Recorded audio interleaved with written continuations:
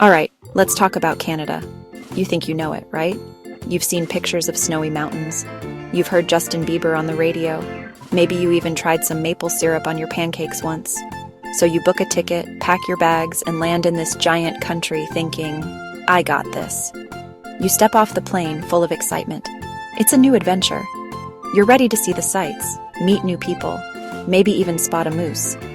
Everything feels fresh and full of possibility, like the first day of school when you have all your new supplies. But then a funny feeling starts to creep in. It's a little bit of nervousness mixed with a whole lot of confusion. You're standing in the airport and things are just different.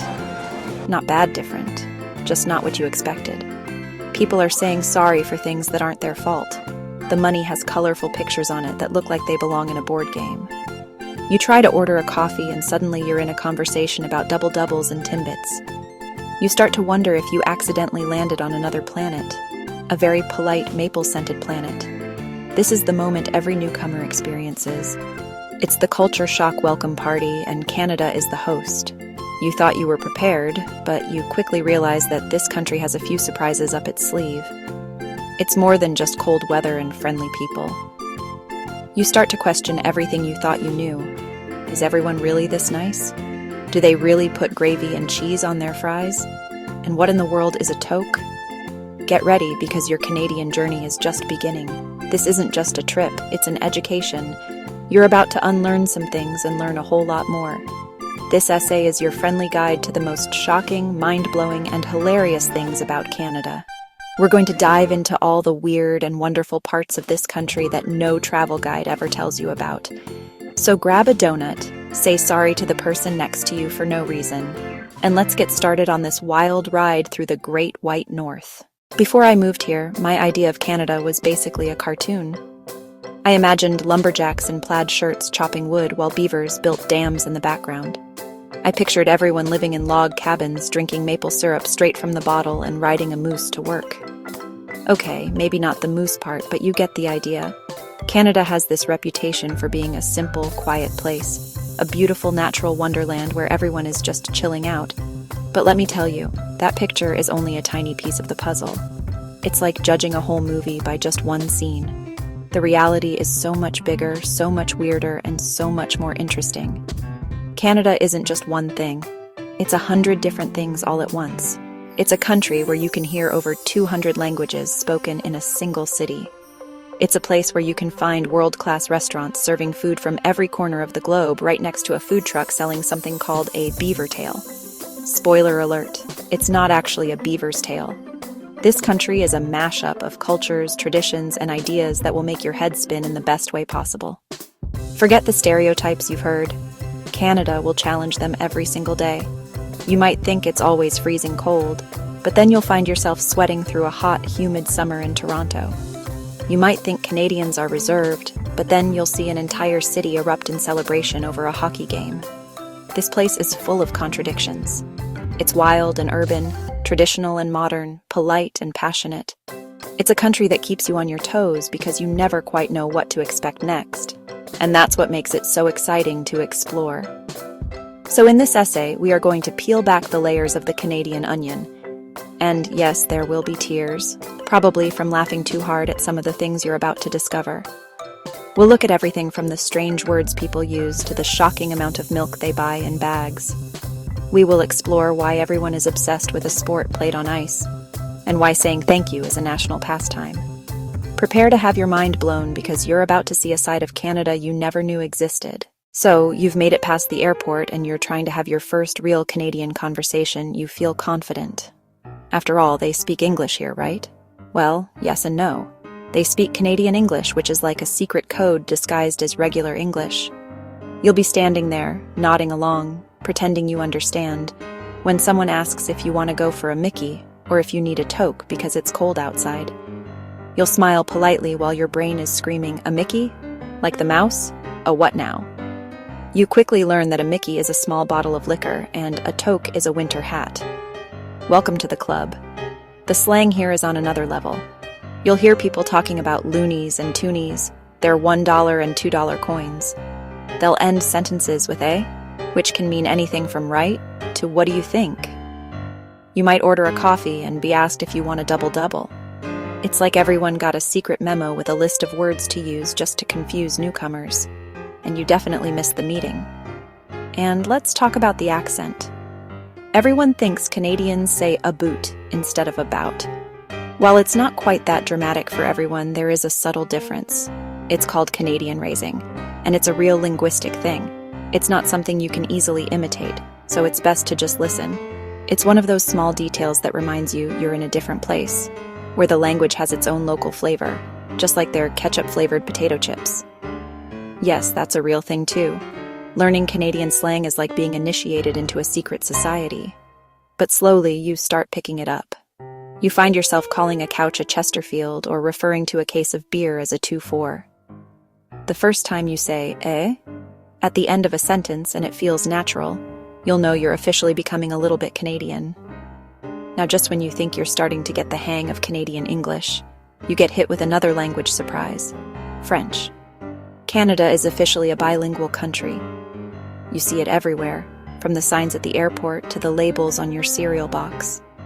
If you visit Quebec, you'll feel like you've been transported to Europe. French is the primary language there.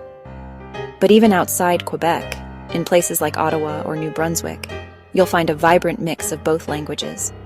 It's normal for people to switch between English and French in the same conversation. For a newcomer, this can be both confusing and amazing. But it's also a beautiful reflection of the country's history. Even if every stop sign has to say stop and arrête. And when you successfully order your morning coffee with a bonjour and a merci, you'll feel a small victory. You're embracing the rich linguistic tapestry that makes Canada special. Let's talk about food. In Canada, you're in for some real culinary surprises. First on the list is the national dish, poutine. Your first real poutine experience is a life-changing event.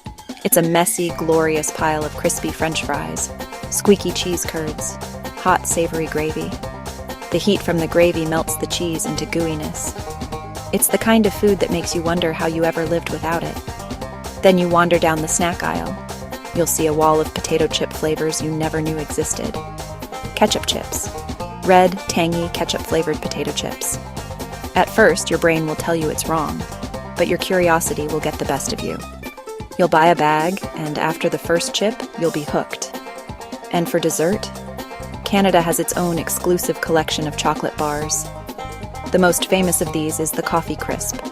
You'll also find other gems like the Crispy Crunch and Caramilk. Okay, so you knew about the maple syrup. It's the most famous Canadian stereotype. But in Canada, maple syrup is not just a breakfast topping, it's a way of life. Here it's 100% pure maple syrup. The real shock comes when you see all the different ways Canadians use maple syrup. Maple glazed salmon, maple cured bacon, maple vinaigrette dressing. They bake it into pies, tarts, cookies. There are maple flavored candies, maple ice cream, and even maple flavored beer. One of the most magical Canadian experiences you can have is visiting a sugar shack. This is where the magic happens. Farmers tap maple trees to collect the sap. They then boil it down to create maple syrup.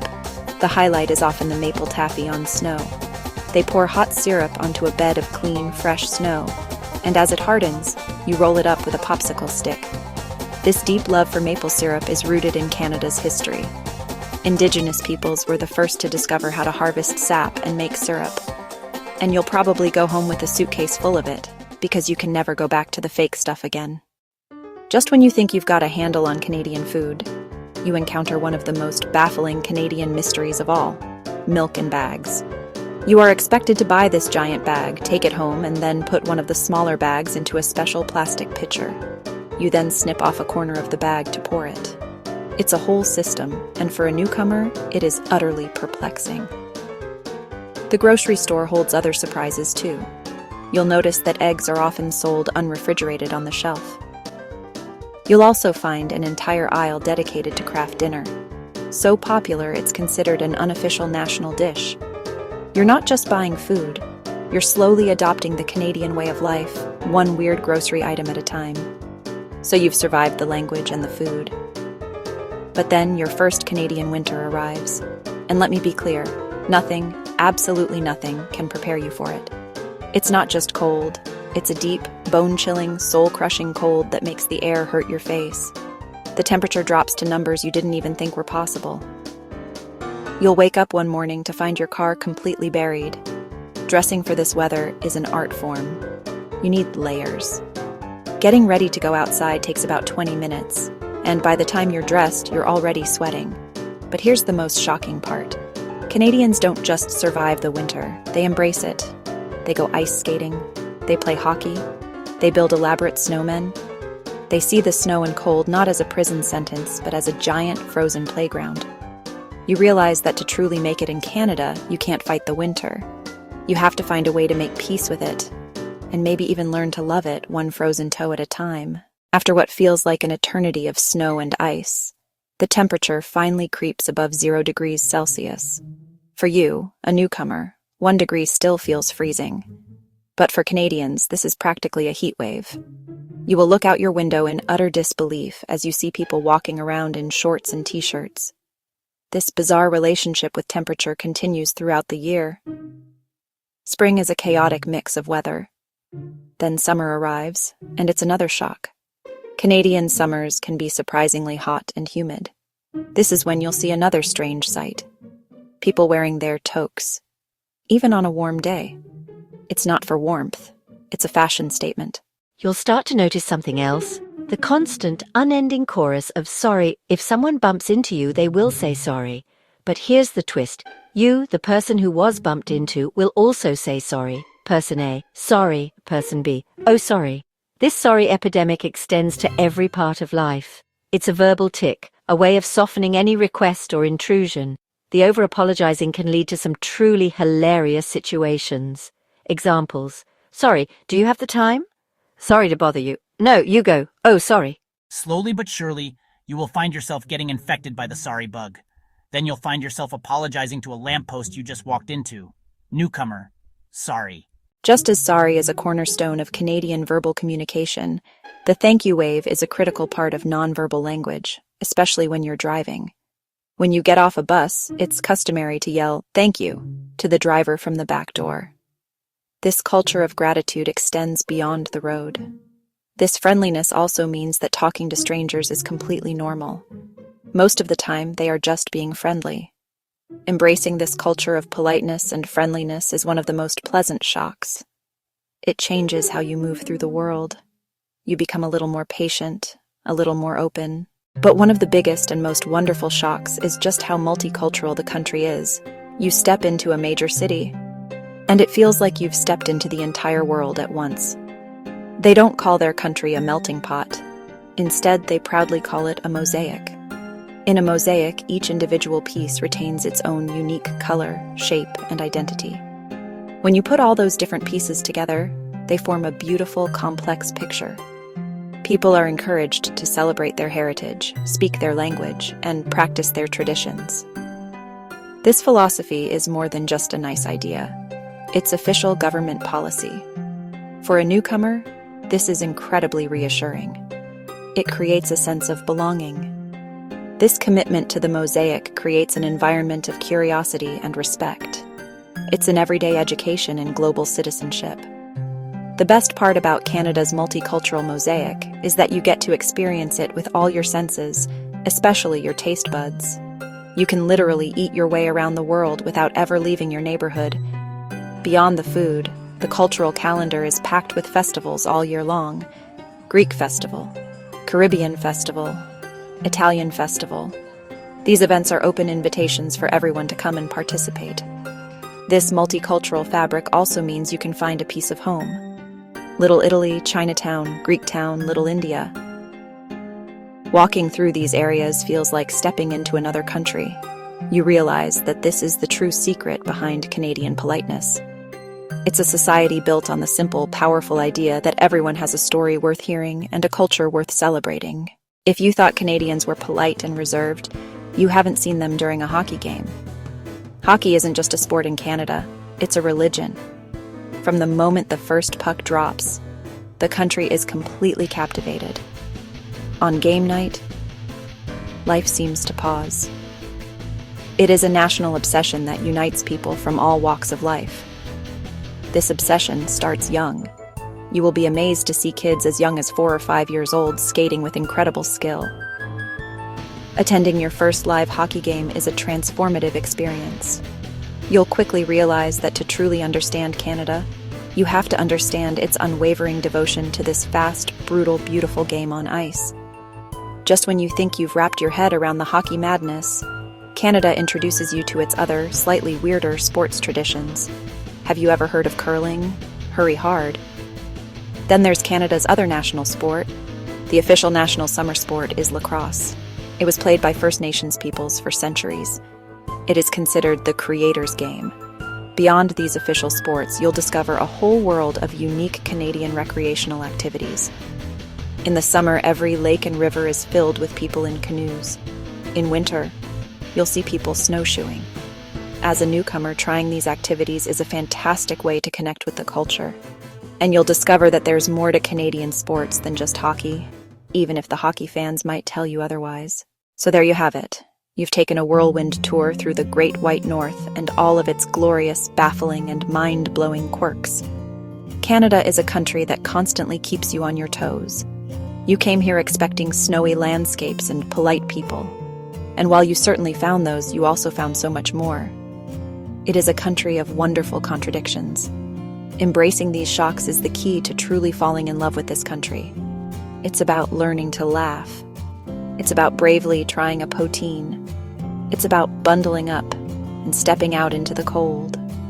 As you settle into your new life here, you'll find that the culture shocks slowly start to fade. The things that once seemed so strange will become your new normal. You'll find yourself automatically giving the thank you wave. One day, you'll look out the window at the first snowfall of the year and feel a sense of excitement. Canada teaches you patience, openness, and resilience. The most important thing to remember is to keep an open mind and a sense of humor. Laugh at the funny mistakes you make. Ask questions. Try the weird foods. And don't be afraid to look like a fool while you're learning. Your journey will be unique to you, filled with your own set of hilarious and heartwarming moments. Welcome to Canada. It's a little weird, incredibly polite, surprisingly cold, and wonderfully diverse. Before you know it, you'll be the one explaining to a confused newcomer why milk comes in a bag and why everyone is so obsessed with a game played on ice. And you'll do it with a smile, eh?